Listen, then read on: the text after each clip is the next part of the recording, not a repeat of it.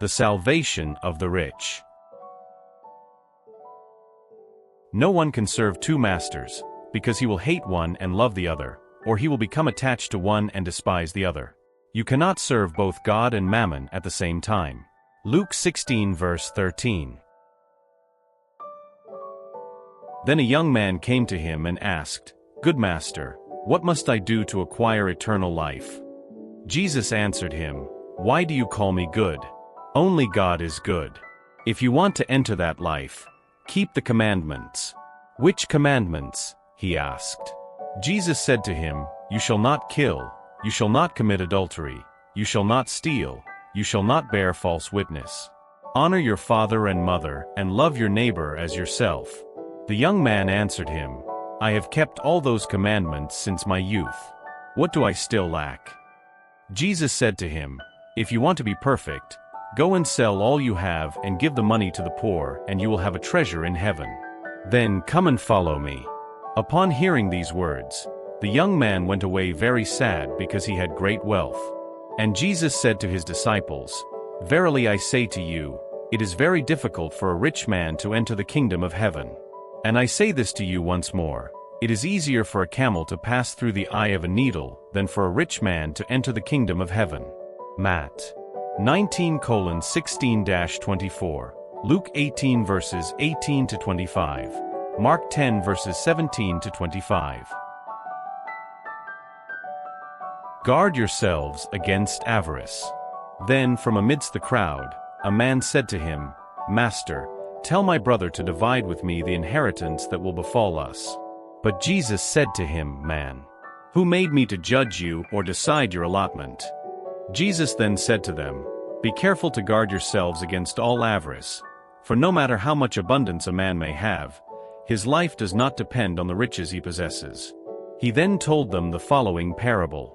There was a rich man whose lands had produced extraordinarily, and so he thought to himself, "What shall I do, because I do not have a place where I can put all that I have reaped? Here is what I shall do. I will tear down my barns and build bigger ones, into which I can put my entire harvest and all my possessions. And I will say to my soul, Soul, you have many possessions saved up for many years. Rest, eat, drink and enjoy." However, at the same time, God said to the man, "How foolish you are!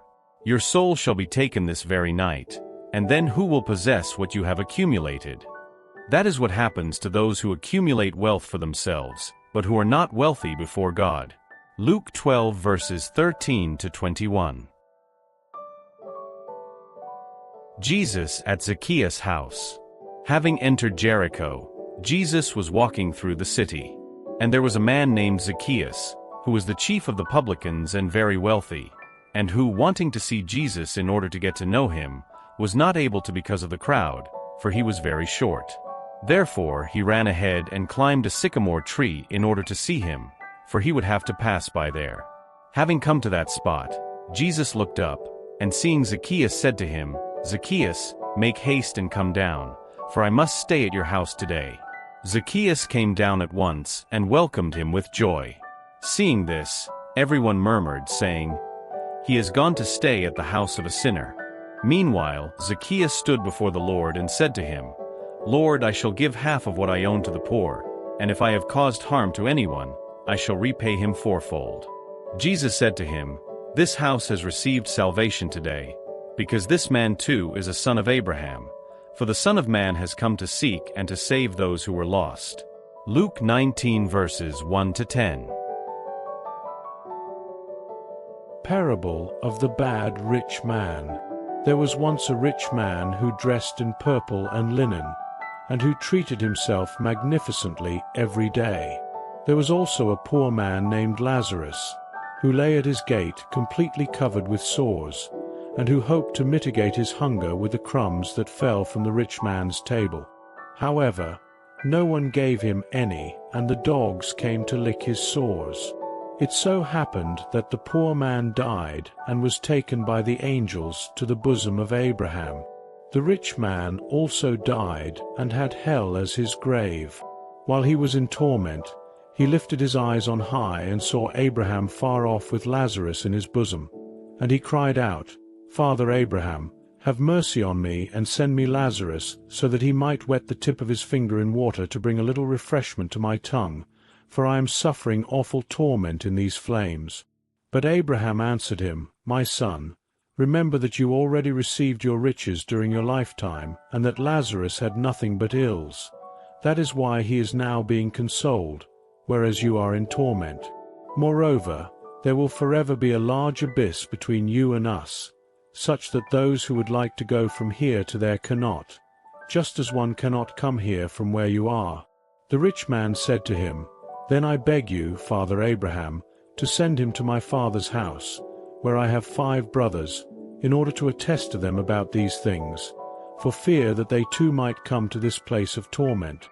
Abraham replied to him, They have Moses and the prophets. Let them listen to them. No, Father Abraham, said the rich man, but if someone from the dead were to go to them, they would repent. Abraham responded to him, If they do not listen to Moses or the prophets, they will not believe anyone else, even if someone from the dead were to come back to life. Luke 16 verses 19 to 31. The parable of the talents. The Lord acts like a man who, upon having to make a long journey outside his country, called his servants and placed his property in their hands. And having given 5 talents to one, 2 to another, and 1 to another, according to each one's different abilities, he departed immediately.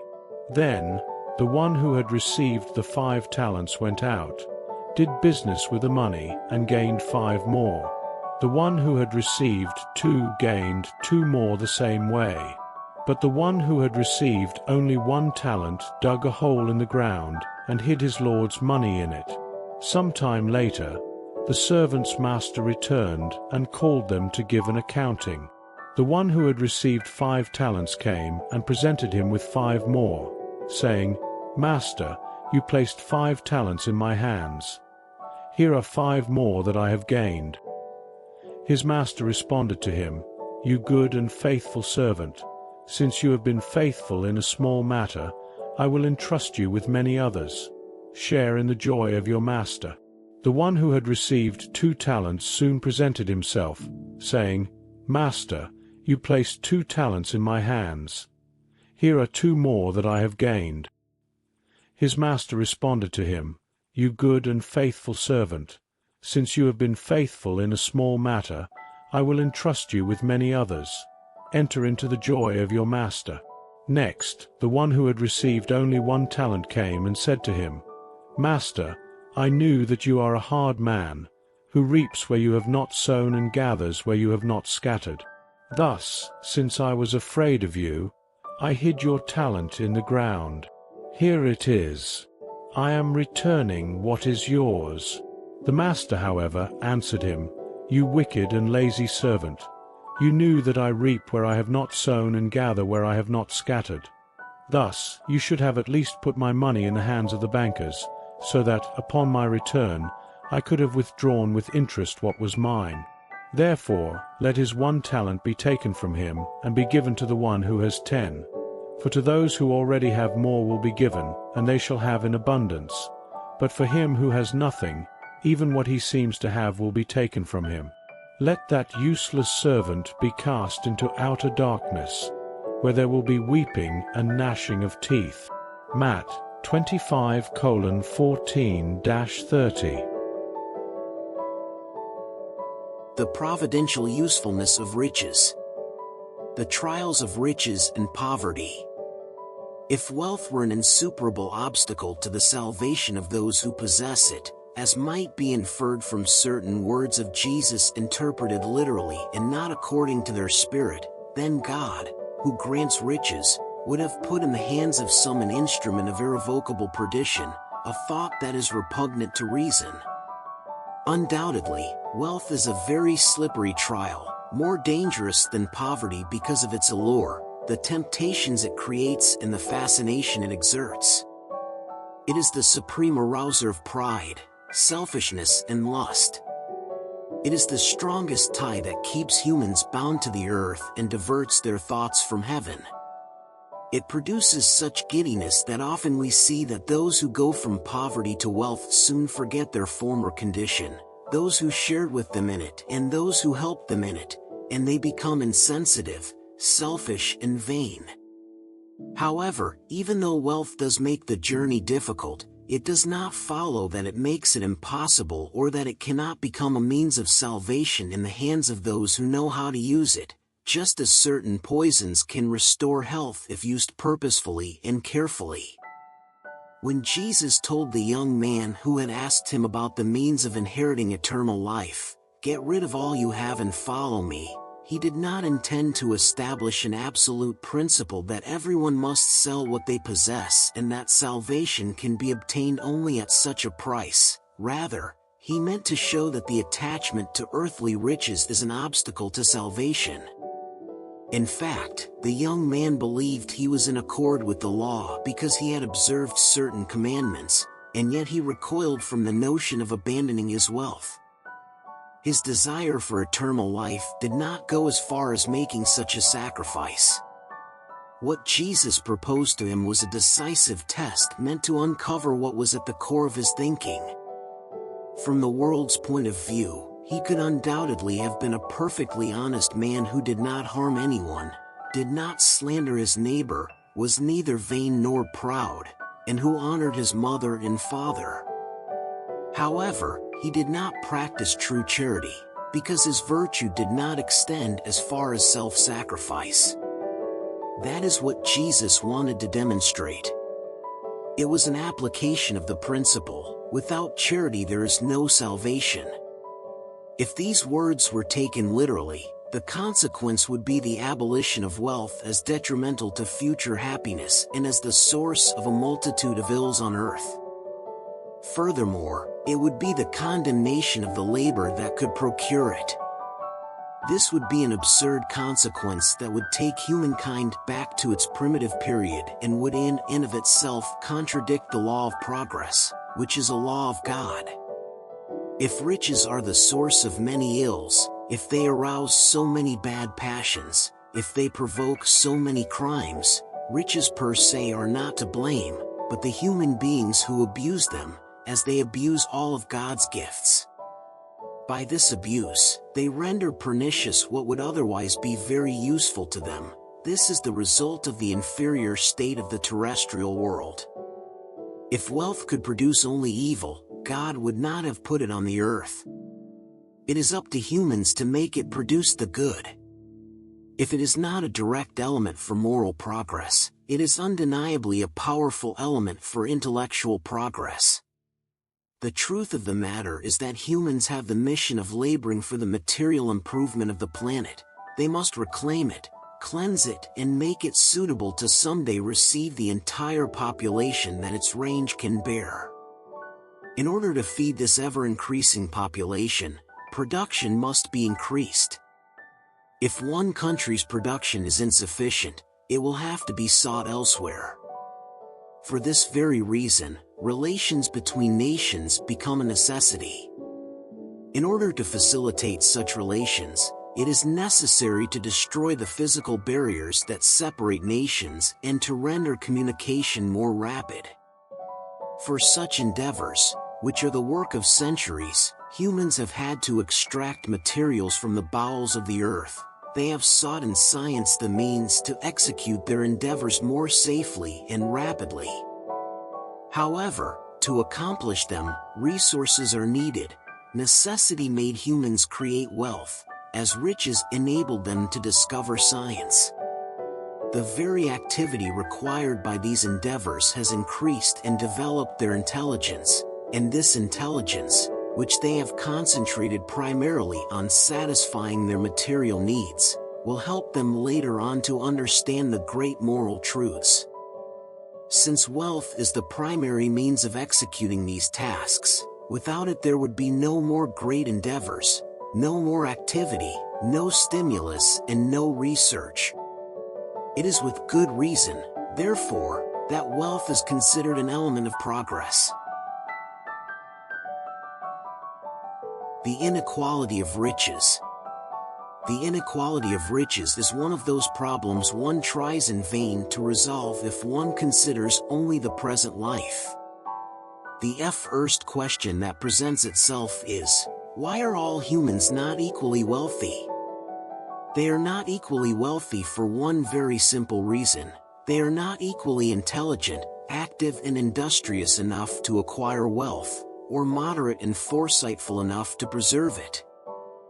Furthermore, it is a mathematically demonstrated fact that if wealth were divided equally, it would give each person a minimal and insufficient portion, that if such division were carried out, the equilibrium would soon be shattered due to the diversity in character and aptitudes, that if the division were possible and lasting, with each person having only enough to live on, it would be the annihilation of all the great endeavors that contribute to the progress and well-being of humankind, that if it gave each person what is necessary, there would no longer be the stimulus that compels humans to great discoveries and worthwhile enterprises. If God concentrates wealth in certain areas, it is because from there it expands in sufficient quantities, according to the necessities. In accepting this fact, one might ask why God grants wealth to persons who are incapable of making it fruitful for the good of all. This is yet another proof of God's wisdom and goodness. By giving humans free will, God wanted them to reach the point where, through their own experience, they could distinguish between good and evil, and that the practice of the good would be the result of their own efforts and will. Humans must not be fatalistically led either to good or evil, or they would be nothing more than passive and irresponsible animal-like instruments. Wealth is a means of testing them morally, but since it is simultaneously a powerful means of inducing progress, God does not wish for it to remain unproductive for long, and thus moves it around incessantly. All persons must possess it at one time or another in order to try their hand at it, and to test the use they make of it. However, since it is physically impossible for all to possess it at the same time, and, moreover, if all did possess it, no one would work and the improvement of the planet would be compromised, each individual possesses it in turn. The one who does not possess it today has either had it already or will have it in a future life, and the one who possesses it now might not have it tomorrow. There are both the rich and the poor, because, since God is just, each must work in turn. Poverty is for some a test of patience and resignation, wealth is for others a test of charity and self-denial. The lamentable use that some persons make of their wealth and the ignoble passions that greed provokes are rightly deplorable, and one might ask if God is really just in giving it to such persons. It is certain that if humans had only one life to live, nothing would justify such a division of earthly wealth. However, if instead of limiting our vision to the present life we would consider the whole sequence of lives, we would see that everything balances out with justice. Hence, the poor no longer have reason to accuse Providence or to envy the rich, and the rich no longer have any reason to gloat over what they possess. If they abuse it, it is not with decrees or sumptuary laws that wrongs will be remedied. Laws can temporarily change the exterior circumstances, but they cannot change one's heart. That is why these laws have a temporary duration and are always followed by a reaction even more unrestrained. The source of the evil resides in selfishness and pride. Abuses of every kind will cease by themselves when humankind rules itself according to the law of charity. The Spirit's teachings. True ownership. Humans truly possess only what they can take with them from this world. What they find upon arriving and what they leave behind upon departing, they can only enjoy during their stay. However, since they are forced to abandon it, they can only enjoy it and not truly possess it. What, then, do they truly possess? Nothing that is for the use of their body, but everything that is for the use of their soul, intelligence, knowledge, moral qualities. These are what they bring with them and what they take back, what no one can take from them and what will be more useful for them in the other world than in this one. It is up to them to be wealthier upon departing than they were upon arriving, for their future situation will depend on whatever good they have acquired. Whenever people go to a far-off country, they place in their luggage objects that will be useful in that country. They do not carry anything that would be useless. Therefore, do likewise regarding your future life, and provide yourselves with everything that will be of use to you there. Travelers who stop at an inn are given a nice room only if they can pay for it. Those who have scanty resources are given a less comfortable one. As for those who do not have any money at all, they sleep on a pile of straw. The same applies to humans when they arrive in the spirit world. Their place there depends on their means. However, they will not pay with gold. They will not be asked, "How much did you have on earth? What position did you occupy there? Were you a prince or a laborer?" But they will be asked, "What have you brought back with you?" The value of things or titles will not be acknowledged, only the sum of their virtues. Thus, in this respect the laborer may be wealthier than the prince. In vain will the prince allege that, before his departure, he paid for his entry with gold. He will receive the response, "Places here cannot be purchased, they are earned by the good one has done." With earthly money you were able to purchase fields, houses, palaces. Here, everything is paid for with the qualities of the heart. Are you rich in such qualities? Then you are welcome and may go to the highest place, where all kinds of happiness await you. Are you poor in these qualities? Then you must go to the lowest place, where you will be treated according to what you possess. Pascal, Geneva, 1860. The goods of the earth belong to God who distributes them as he wills, and humans are only their stewards, administrators at various degrees of honesty and intelligence. They are so little the individual property of humans that God often foils all foresight, and wealth escapes those who believe they are most entitled to it. You might say that this is understandable in regards to inherited wealth, but the same does not apply to wealth acquired through one's labor. Undoubtedly, if it is legitimate wealth, then it must have been honestly obtained, for property is only legitimately acquired when, to possess it, one has not done harm to anyone. There will be an accounting for every cent wrongly acquired in detriment to someone else. However, from the fact that certain individuals owe their wealth to their own efforts, does that give them power over it upon dying? Are not the precautions they take to transmit it to their descendants often useless? For if God does not want it to fall into their hands, nothing will prevail against his will. Can people use and abuse their wealth while alive without having to give an accounting? No. In allowing them to acquire it, God might have wished to reward their efforts, courage and perseverance over the course of their current life. However, if they use it only to satisfy their senses or their pride, or if it becomes a cause of failure in their hands, it would be better for them not to possess it at all. They lose on the one hand what they have gained on the other, thereby annulling the merit of their labor. When they depart the earth, God will tell them that they have already received their reward. M. A Protector Spirit, Brussels, 1861. The use of riches. You cannot serve both God and Mammon. Remember this well, you who are dominated by the love of gold, you who would sell your soul to possess treasures, because they can set you above other people and provide you with the pleasures of the passions. No, you cannot serve both God and Mammon. Therefore, if you feel your soul dominated by the covetousness of the flesh, make haste to rid yourselves of the yoke that crushes you, because the just and strict God will say to you, "What did you do with the wealth I entrusted to you, you unfaithful steward?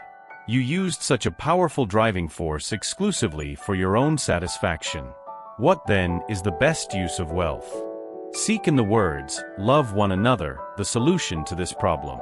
Therein lies the secret for the good use of riches. Those who are animated by love for their neighbor have their course of action all traced out. The use of wealth that best pleases God involves charity, not that cold and selfish charity that consists in scattering around oneself the surplus of a golden existence, but rather the charity filled with love that seeks out the unfortunate and lifts them up without humiliating them. You who are rich, give of your superfluity. Do more, give something of what you consider necessary to you, because what is necessary to you is still superfluous. Nevertheless, give wisely. Do not reject those who complain because you are afraid that you might be deceived. Go to the source of the ill. First, seek to alleviate. Next, gather information and see if work, counseling, or even affability might not be more effective than your charitable donations. Liberally spread all around you the love of God, the love of labor, and the love for one's neighbor. Build your wealth by investing in something that never fails and which will earn you high yields, good deeds. The riches of intelligence should serve you just as the riches of gold. Spread the treasures of learning all around you. Scatter the treasures of your love over your brothers and sisters, and they will bear fruit. Chiveris, Bordeaux, 1861. Whenever I consider how short life is, I am grievously impressed by your incessant preoccupation with your material welfare, whereas you attach so little importance and devote so little time to your moral improvement, which shall be counted to you for eternity. In seeing your industriousness, one might believe that it is connected to an issue of great interest for humankind, whereas in most cases it is nothing more than an attempt to satisfy exaggerated needs and vanity, or to give yourselves over to excesses. How much grief, worry, and torment you inflict on yourselves! How many sleepless nights to increase wealth that is often more than sufficient already! At the height of such blindness, one often sees those, to whom an immoderate love for wealth and the pleasures it provides, subjected to pain-filled labor, priding themselves of a life full of sacrifice and merit, as if they were actually working for others and not for themselves. Fools! Do you really believe that the worries and efforts motivated by selfishness, greed, or pride will be taken into account while you neglect the care for your future, as well as the duties that fraternal solidarity imposes on all those who enjoy the advantages of societal life?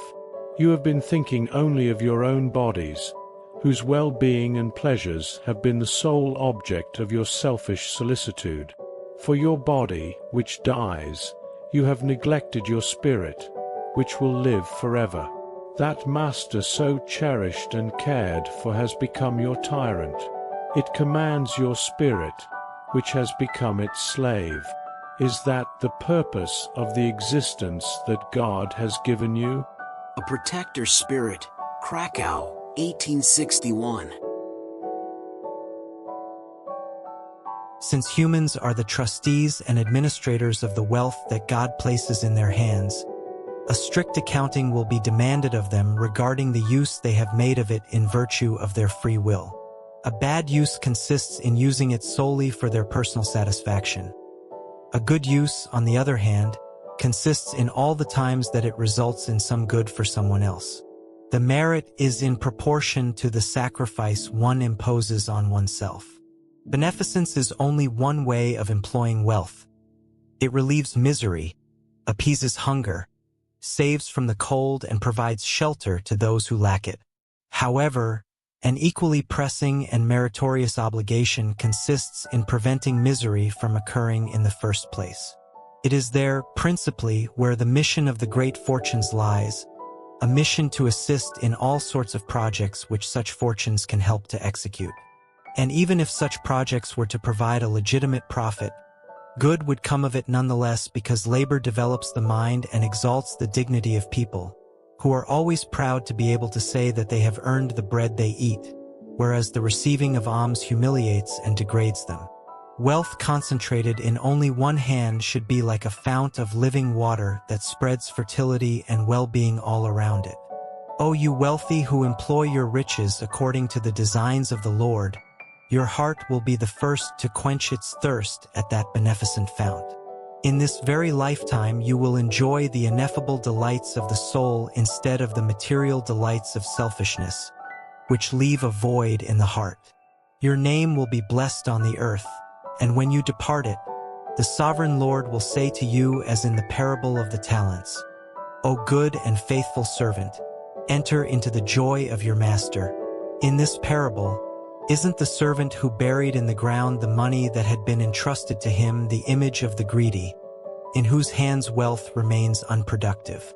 If Jesus speaks primarily of alms, it is because at the time and in the land in which he was living, one did not know about the work that the arts and industry would create later, and in which wealth could be usefully employed for the overall good of society.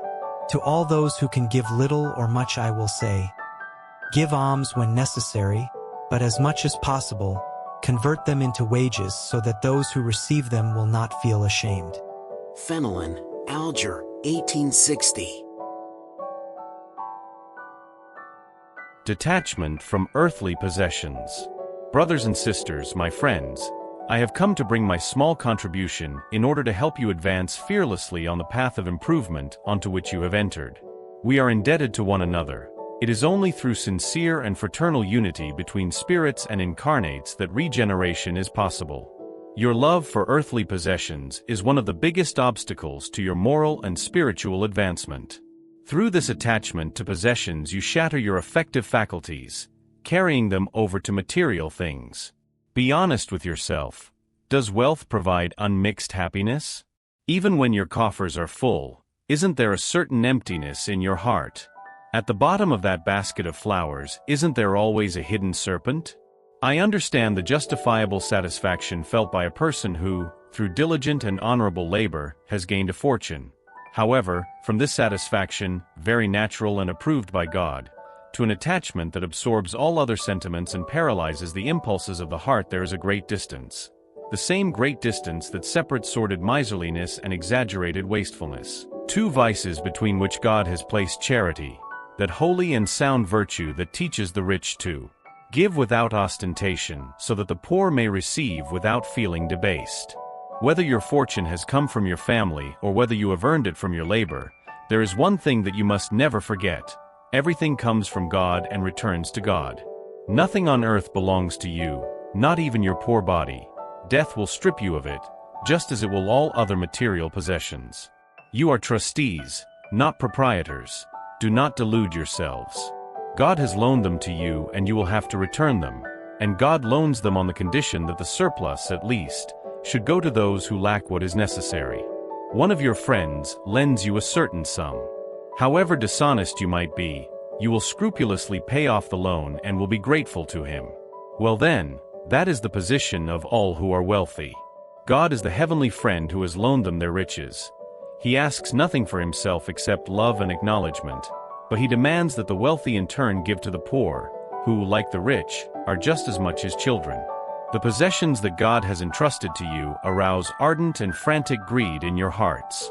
Have you ever thought about the fact that when you are immoderately attached to riches, as perishable and transitory as you yourselves are, that the day will come when you will have to give an accounting to the Lord for what has come from him? Have you forgotten that through wealth, you have been invested with the sacred character of ministers of charity on earth in order to be its intelligent distributors? What are you then but unfaithful trustees, when you use for your own benefit what has been entrusted to you? What will result from your intentional neglect of your duties? Death, unyielding and unforgiving, will tear away the veil under which you hide, and will force you to give an accounting to the friend who helped you out and who at that moment stands before your eyes in the robe of a judge. It is in vain that you try to delude yourselves while on earth, coloring with the name virtue what is often nothing more than selfishness, that you call saving and foresight what is only cupidity and greed, or generosity what is nothing but prodigality on your own behalf. For example, the father of a family abstains from practicing charity. He saves and piles up the gold, declaring that he is doing so in order to leave as many possessions as possible to his children so that they will not fall into poverty. That is very just and fatherly, I agree, and one cannot blame him. But is that always the sole motive that guides him? Isn't it often just a compromise with his conscience in order to justify in his own eyes and the world's his personal attachment to earthly possessions? Even so, admitting that his fatherly love is his sole motive, is that any reason for him to forget his brothers and sisters before God? When he already has a surplus, will he leave his children in poverty because they will have a little less of it? Instead, is it not really giving them a lesson in selfishness and hardening their hearts? Instead, is it not stifling in them the love for their neighbor? Fathers and mothers, you are greatly mistaken if you believe that by such means you will increase your children's love for you. By teaching them to be selfish toward others, you teach them to be selfish toward you also. Those who have worked hard and accumulated wealth by the sweat of their brow are commonly heard to say that when money is earned one grasps its value more fully. Nothing could be truer. Well then, may those who profess to fully grasp the value of money practice charity according to their means, and they will have greater merit than those who, born in abundance, know nothing about the hard fatigue of labor. But on the other hand, if these same persons who remember their sufferings and efforts are selfish and hard toward the poor, they are much guiltier than the others, for the more one knows from personal experience the hidden grief of poverty, the more one should be inclined to relieve it in others. Unfortunately, there is always in those who are wealthy a sentiment as strong as their attachment to riches, pride. When the poor implore their assistance, it is not rare to see the newly rich wowing them with tales of their efforts and know-how, instead of coming to their aid, and then finishing by saying to them, "Do what I have done." According to them, God's goodness has nothing to do with their wealth. All the merit falls solely to them. Their pride casts a veil over their eyes and shuts their ears. In spite of all their intelligence and skill, they do not understand that God can undo them with a single word. Squandering one's wealth does not show a detachment from earthly possessions, but rather carelessness and indifference. As trustees of such possessions, humans have neither the right to squander them nor to confiscate them for their own profit.